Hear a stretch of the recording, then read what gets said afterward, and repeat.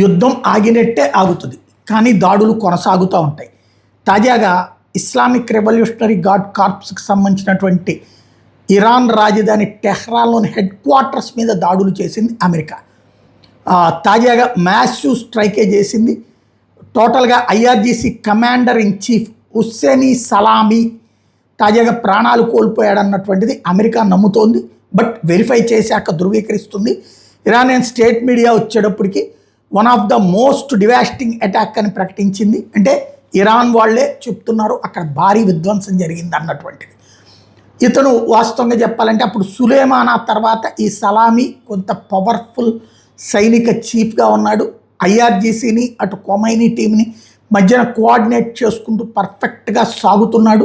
Hormuz జలసంధి దగ్గర మొన్న షిప్పుల ధ్వంసం వెనకాల ఇతని ఇన్స్ట్రక్షన్సే ఉన్నాయి అన్నటువంటి సమాచారం మేరకు అమెరికా ఈ దాడి చేసింది అన్నటువంటిది ప్రధానంగా వినబడుతున్నటువంటి మాట.